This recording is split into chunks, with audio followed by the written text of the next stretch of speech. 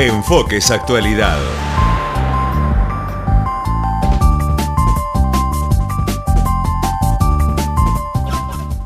Muchísimas gracias por recibirnos en su hogar una vez más. Estamos en Enfoques Actualidad y hoy la intención es compartir con usted un tema que nos es propio, nos es cercano, que de tanto en tanto, por circunstancias que van ocurriendo, toma trascendencia, nos pone en la vidriera del mundo, nos pone en las tapas de los diarios, un tema sobre el que se hablaba muy poco, hace unas cuantas décadas atrás, mucho se sabía y se conservaba desde el silencio.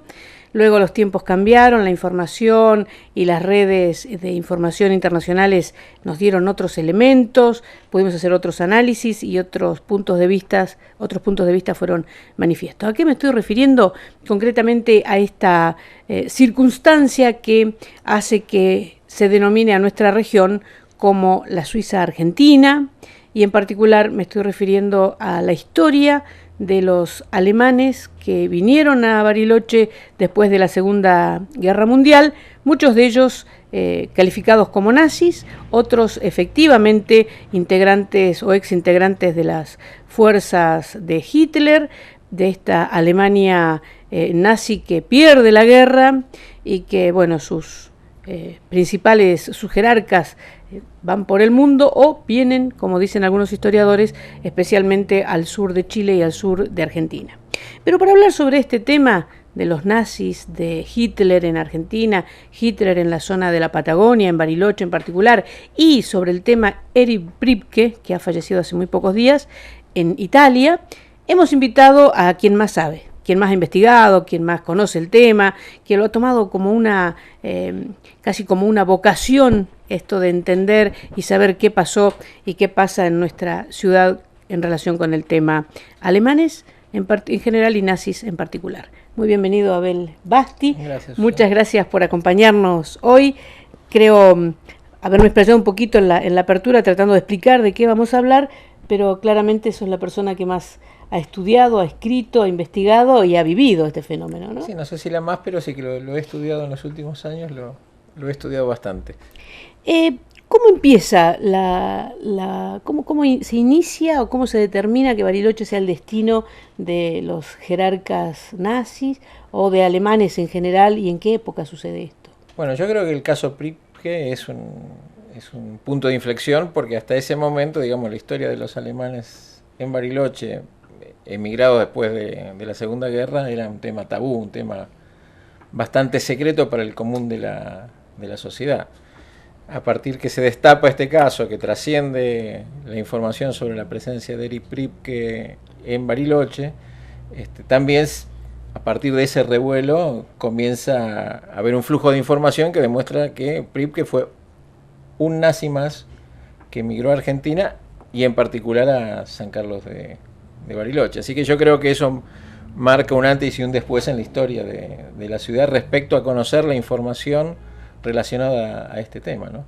Ese revuelo, esa conmoción, ese momento de conflicto en la ciudad hizo que aflorara información, que hubo gente que perdió el miedo y habló, se conocieron documentos, se conocieron fotos, y a partir de ahí yo creo que comienza una segunda etapa, que es la de, bueno, ver qué había pasado. Bariloche tiene sus orígenes entonces una buena cantidad de familias alemanas. Hay un libro que es el primero que vos escribiste, que es una guía turística que tuvo trascendencia mundial, te diría, y que va describiendo los lugares y las casas, las propiedades de los nazis en Bariloche. Sí, eso fue a partir del caso Priebke ocurrió un fenómeno bastante particular. Cuando él estaba detenido en su casa, frente a la Plaza Belgrano, estuvo varios meses detenido, mientras la justicia decidía si lo extraditaba o no lo extraditaba. Y yo lo que observé era que los micros de turismo paraban frente a la casa y el guía explicaba a los turistas que, bueno, que esta era la casa de esta persona que estaba detenido ahí, y se había generado un fenómeno turístico con una persona viva encima, ¿no? Así que a partir de ahí, bueno, a mí se me ocurrió que podía haber otros sitios relacionados al al nazismo, más allá de este. Y bueno, comencé a investigar a través del catastro, o sea, los planos de la municipalidad donde figuran los propietarios. Y comenzaron a surgir algunas cuestiones bastante interesantes respecto a personas y a sociedades anónimas, ¿no? Que esto está volcado en el libro. Después hubo otras fuentes de información, por ejemplo, el Club Andino Bariloche, que tiene un registro de socios históricos, y bueno, ahí surgía que varios socios tenían una relación con el nacionalsocialismo. Por ejemplo, uno muy importante era Hans Rudel, que era el piloto estrella de Hitler, que fue nombrado nuevo Führer después de la guerra, o sea, el reemplazante de Hitler políticamente. Tenía una condecoración que se le había entregado a Hitler que era solamente para él, por su grado de lealtad, y bueno, como era piloto, era un piloto muy bueno. Rudel viene a la Argentina, vive en Córdoba, pero como muchos nazis venía a pasar sus vacaciones a Bariloche, era socio del Club Andino y esquiaba en Cerro Catedral. Le faltaba una pierna durante un ataque, le tuvieron que amputar una pierna como consecuencia de ese ataque, así que esquiaba con una pierna ortopédica, pero la verdad que era un personaje bastante pesado.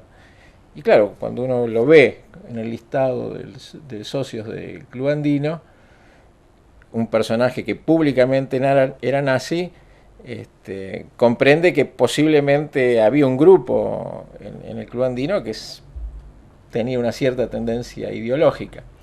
Y efectivamente después surgen otros personajes que también tenían esta relación. Así que yo lo que hago en la guía esta Bariloche Nazi es poner la copia de los facsímiles del listado de estas personas original y explicar quién es cada uno de ellos, ¿no? O sea, por un lado están estos documentos de catastro, después está estos registros del Club Andino, y después hay muchas historias relacionadas que fui tomando a través de los testigos.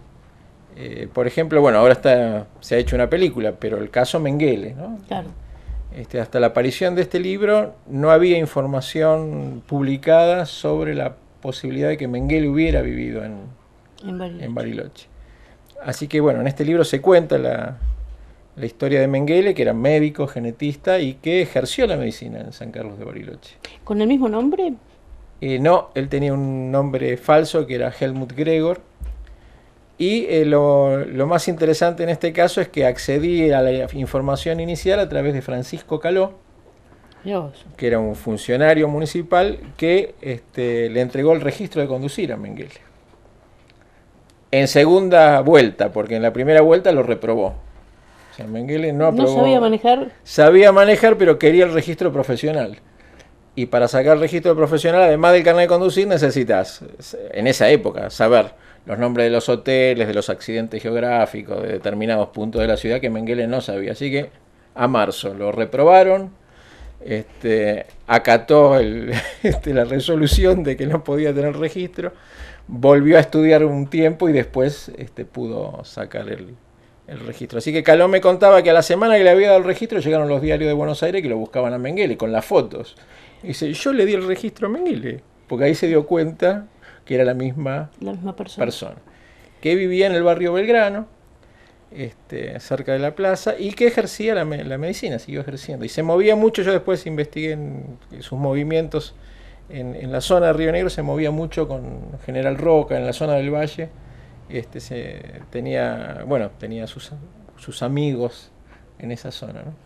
Así que bueno, lo que hace esa guía es ir mostrando que Pripke no era un nazi aislado que llegó a Bariloche, sino que había todo un cuadro de situación más grande, que esto dentro de lo que era Argentina en esa época, y además yendo un poquito a la historia, cómo esta ciudad desde sus orígenes está relacionado a la presencia alemana ya desde el principio del siglo XX. Desde Wiederhold, digamos. Desde Wiederhold, que nosotros lo conocemos como el fundador, entre comillas, de Bariloche, o el primer hombre blanco que estuvo en Bariloche, pero en realidad Wiederhold era el cónsul alemán en Osorno, con directivas de crear una colonia alemana en esta zona, porque en esa época ya el imperio alemán quería crear colonias alemanas de ultramar para usarlas a favor de la causa alemana, tanto ideológicamente como para abastecimiento de materias primas. Así que la vinculación de esta zona con Alemania data de principios del siglo XX por lo menos. Esto significó que empresas alemanas, personas alemanas, conocieran el territorio, se abastecieran de información que después era suministrada a Berlín.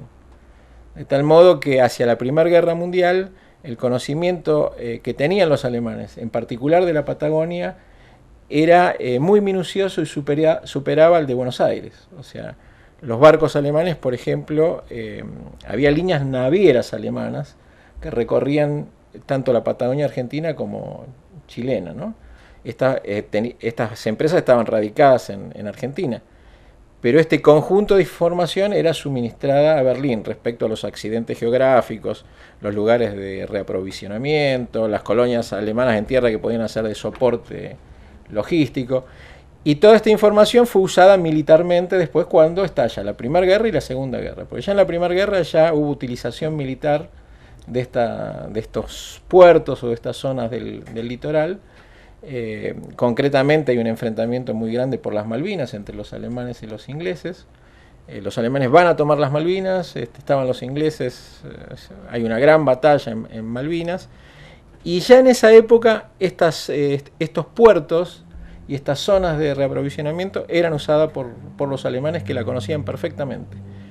Esto se vuelve a repetir en la Segunda Guerra con los submarinos alemanes, que usan los mismos sitios para reaprovisionarse, y finalmente, al terminar la guerra, son los sitios donde desembarcan los nazis. Así que tomar a Bariloche o a Pripke como un elemento aislado es un error que no se puede aceptar para estudiar la historia. Hay que estudiarla dentro de este marco que comienza histórico, que comienza a principios del siglo XX, darle un marco también geográfico, estratégico en la política mundial, y a partir de ahí entender que, bueno, al fin de la guerra, estos alemanes en fuga vienen a un territorio que era para ellos amigable, porque tenían información geográfica, tenían información de sus empresas, de la gente que estaba acá, que eran alemanes, y además tenían un gobierno amigable respecto a la ideología nazi. Entonces este era un territorio para ellos muy amigable. Y esto es lo que va a pasar, van a llegar y van a vivir tranquilos muchos durante muchos años. Muy bien, esta es la primera parte de nuestro encuentro de hoy en Enfoques Actualidad. La temática que estamos abordando es los alemanes en la zona de la Patagonia, en particular en Bariloche, concretamente los nazis en esta región, y estamos entrando a este mundo y estamos recorriendo estos senderos de la memoria de la mano de Abel Basti, que es un colega periodista, un gran investigador de toda esta temática, quien además ha escrito varios libros, varios títulos tiene relacionados con este fenómeno de población alemana y gente nazi en nuestra región, que también después conversaremos con Abel. Han dado sus escritos, han dado temas para películas, para documentales, y se han nutrido de esos datos empresas cinematográficas y de la televisión del mundo. Vamos a hacer una pausa muy muy cortita, por favor, no se vaya, enseguida seguimos con este tema que tanto nos interesa, que es, repetimos, la colonia alemana y los nazis en Bariloche, finalizando por supuesto con el tema que nos ocupa los últimos días, que es la muerte de Erich Priebke.